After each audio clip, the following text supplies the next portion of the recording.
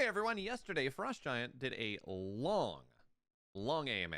Took him 2 hours, but it was like 500 questions. So 500 comments, 275 questions, a ton of stuff. We're going to take about 20 minutes, and we're going to go into the probably 5 key areas that really matter from what we learned out of Frost Giant. And of course, if my camera's weird, if backgrounds, I'm staying at home. It's going to be a little bit different, but it's going to be fine. Let's take a look at what Frost Giant has in store for us coming in 2025. So before we get into some of the juicier stuff, new art design, they're going to go and they're revamping a ton of stuff. I want to take a moment to talk about what they're doing on a meta level, because the communication from Frost Giant over the last week has really changed in tone, which I think is really awesome. They have been accused, and I think rightfully so, of trying to pull the wool, not even pull the wool, but just trying to put a veneer of success over things that are clearly not going as well as they could have, and that's not great. So they went and with the blog post they just put out, with hiring Alan and all the interviews that he's been doing, they have really moved into a more kind of realistic perspective. And we can see that here. They're saying, yeah, we had to let some people go. We're only on 45 plus full-time employees now instead of the 60 that we were at. Clearly early access was not where we wanted it to be, which I think is awesome. All right, we're finally, I think that has been a lot of the impasse. People feel like Frost Giant is trying to pull the wool over their eyes instead of being reasonable with where things actually are, and that makes it hard for some people to support them. So we are in fact moving away from that, and that is actually fairly good news, I think, for a lot of people. But now that we've talked about that, right, that's kind of meta stuff. Great. It seems like communication from Frost Giant is getting a lot more to where people would like it to be. Let's talk about some of the really cool stuff that they revealed in this very long AMA, and I want to start, before we start talking about some other stuff, I want to talk about the art a little bit more, because yes, we had this interview. There's a link up there if you want to see it, with Alan Dilling. That was like 45 minutes long, where he went over some of his thoughts, some of his ideas with the with how the art's gonna go, and that's awesome, certainly. But we got a little bit more information here, which is pretty cool. Let me go and pull this up. There we go. Some stuff that was actually pretty cool. Most importantly, he's talking about this process where he is very, very I don't know, very certain, very clear on the fact that making art for games is very different from making art from just art in general, because, well, they're game developers first, right? They're not they're game developers first, not artists. So it's pretty cool to see that happen. There was a really good question from Drum Pierre about, why is it that we have this really cool concept art? And we had some cool concept art from Jesse as well, from the former art director of Frost Giant. That looked pretty good, but by the time it found its way in game, it was not what people were really looking for. So, we're in that perspective. Wait a minute, why can't I pull up Alan Dilling stuff? Anyway,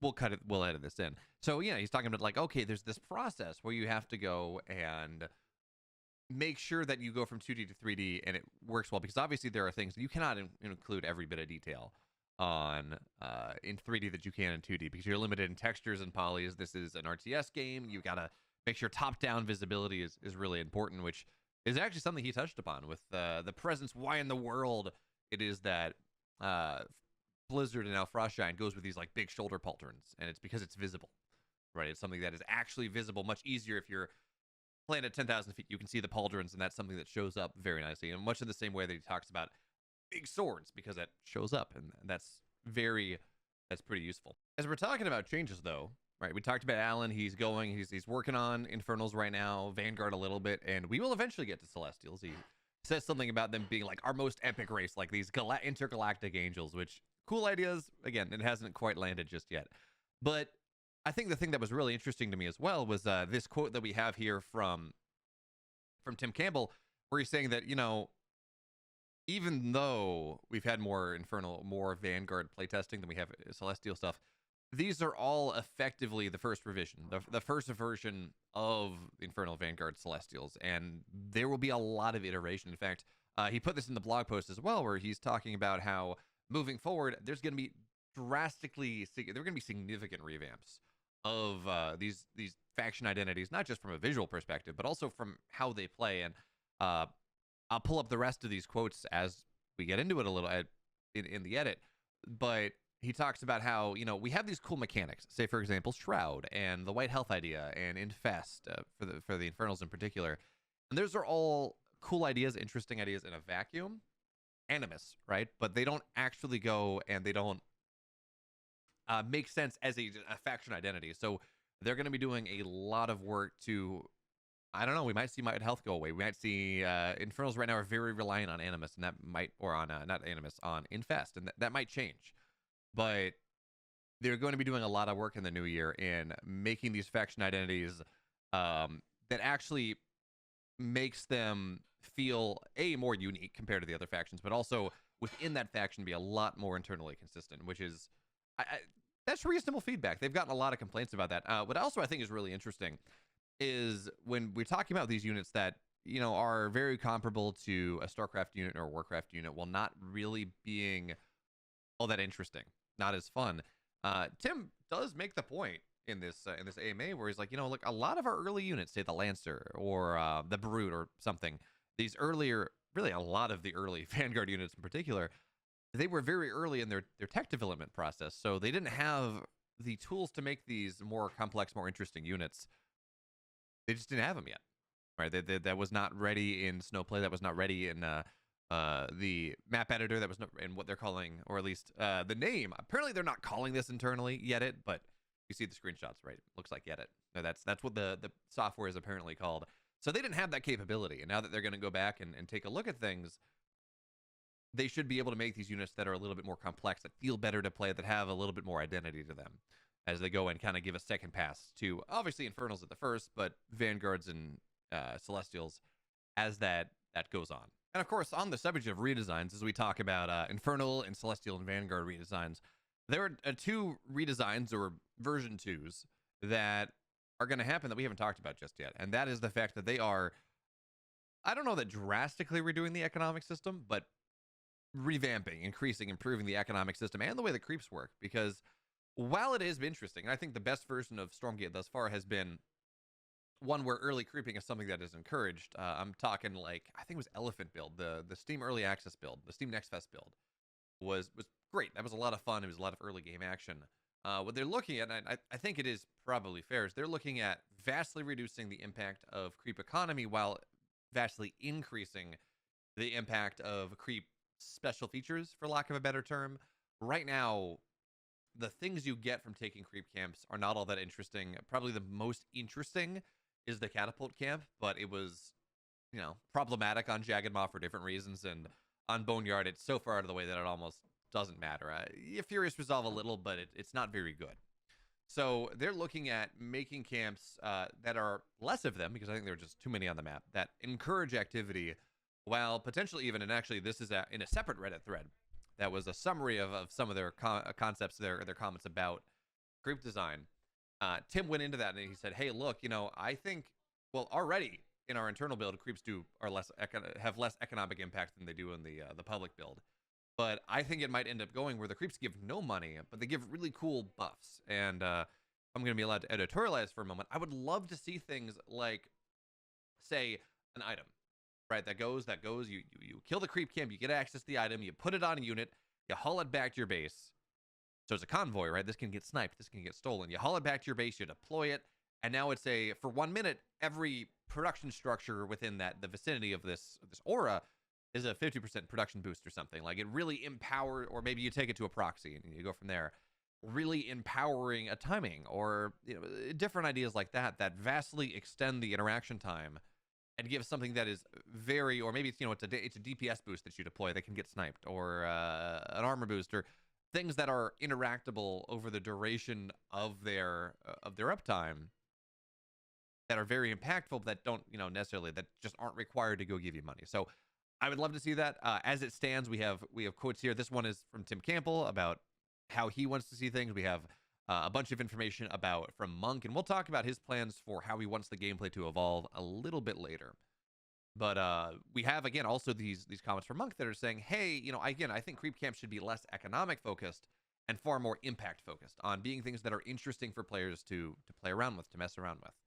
And I think for a lot of people, maybe not Airnak, who has been our wonderful, who's been our wonderful Kato, who's telling us that it is his belief that creeps must be removed, that Carthage must be destroyed. In general, I think for a lot of people, this is where people saying would like creeps to go. And I do like creeps where they force you to be on the map financially. I think that has been interesting. But in the modern version of the game, I think this is probably the way you're supposed to go. So that'll be interesting as well as we talk about these rampant redesigns that are happening. What's also interesting on this creep camp revamp idea is this whole economic revamp, this economy 2.0 that Monk is talking about. And before we talk about what they're doing, we should point out that Luminite Therium are placeholders. They're like, we're gonna get better art. Alan left us a little wink on. Sounds like that might be coming sooner rather than later, and maybe the names are changing, which I think would be good. I try to call them like Golden Ore, but Luminite and Therium are just, they're too wordy. They're not good names, but they're going to change that up a little bit. And more importantly, Monk talks about how he thinks the late game economy is well balanced and how fast it is, and I think that's fair. I think once you get past, say, 4 bases, the economy feels good. Sometimes, as an Inferno player, I really would like better ways to generate some ore, some Therium. But as it stands, good enough. Yes, there are some weird things with the Celestials that maybe need to get tuned around. But in general, it feels good enough. Maybe some turtling power is a little bit too strong in the late game. But he points out, and I'm going to have to think more about this to see if I agree or not, but he thinks that in general, early game economy is too slow. And I think specifically, if we're moving to removing the creep camps, and we're looking at not removing the creep camps, we're looking at removing a lot of the economy from the creep camps. Making your economy early game faster is incredibly important. We saw in the Artosis no creeps version of Broken Crown that if there are no creep camps and the maps are the same size and there's no economic change, early game is going to be horrible. You're just not able to build enough stuff. You're not able to scale well enough. The money from the creep camps is super important. So if you want to make those changes to how the creep camps work, you really do have to go and speed things up. I think Monk talks about a couple different ways that he can do that, but at the end of the day, making sure that the early game economy is faster enables them to do a lot more interesting things with how the creep camps work. And I think, and he still keep the maps the size the same way. At one point, they talk about how in the Team Mayhem close testing, they've given everyone a 20% speed boost. And that feels great because certainly the map is bigger, but that just feels really nice to play with. Movement speed boost, I mean. And they're considering maybe doing that in 1v1 as well. Keeping the maps the same size, but making units traverse them just a little bit faster.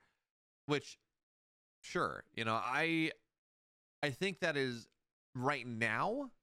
I think the way the game is right now, I think that's great, right? Because you have this heavy creeping phase, and if you can transition from camp to camp better, you're going to be able to go contest your opponent better and get out of that creeping phase better. And I think probably, as I think about it more, I think making things just move a little bit faster would feel good overall. And also, it does reduce time to kill a little bit because, say, Fiends get surrounds better. Lancers, Kree get on top of things that much faster, which technically does decrease the time to kill a little bit. So in general, and I know they've talked about experimenting with decreased time to kill across the board in a blog post at some point. I don't know where they are with that. But in general, it is interesting that they are experimenting with making Stormgate just a little bit faster.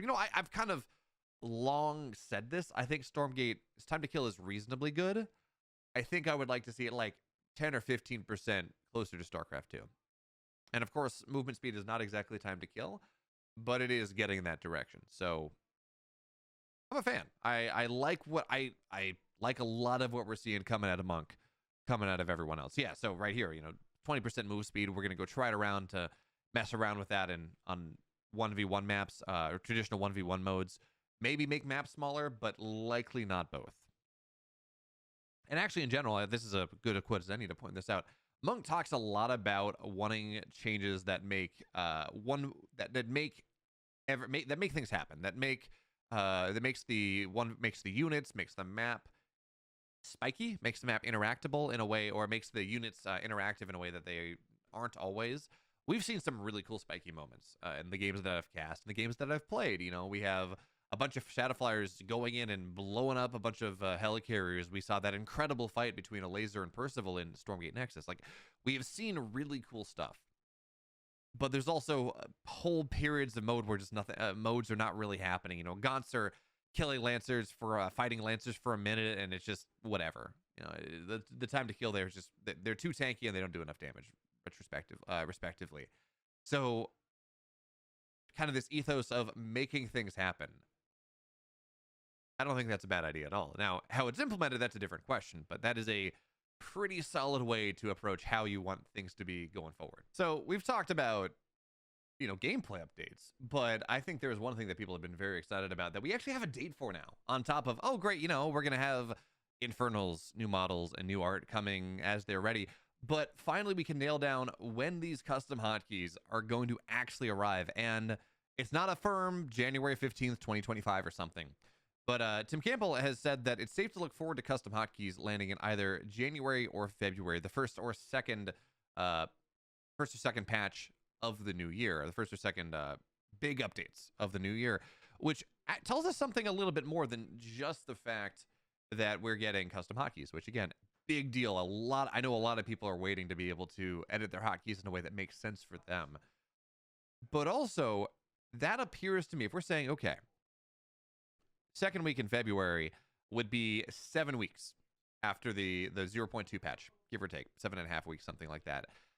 Previously, Tim has said that, or I want to say it was Tim Campbell that said that, you know, we're going to be looking to push major patches every 6 weeks. Well, if we're talking the first one or two big updates, late January, early February, that tells me that there is they anticipate a big update patch cadence that's going to go a lot faster than what we're seeing right now. Again, that's not a guarantee. That might be just reading between the lines, but there we go. And apparently they're also looking at improvements to custom control groups, other things like that, that will continue to land after fully custom hotkeys are around. So they continue to work on the UX and the UI and user interface, which I think is great. You know, this idea that you can go and have automatic hotkeys is awesome.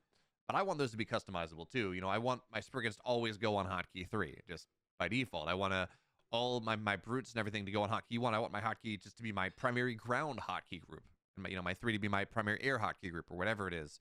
I want that to be customizable, and that really would be awesome. And I know that is the plan. It's gonna be interesting to see how long it takes to actually get it. And while we've talked a lot about their plans from a gameplay perspective, from a technical perspective, custom hotkeys, there's a lot of, if you're interested in how matchmaking works, by the way, and some more technical things, I'm not going to go into it really in this video, but Fresh Giant Austin Huddleston, he goes into a decent amount of detail on how matchmaking works and how they can adapt to different player sizes, different player counts, and on versus off periods and things. It's really interesting if that's your bag. So make sure to go, again, check those out. But again, we talked about art revamps, gameplay changes, technical improvements that we got coming. But there is kind of this communication updates. But there's this elephant in the room is that, you know, how are they going to get all this done? They just announced that they have a funding round that is not done just yet.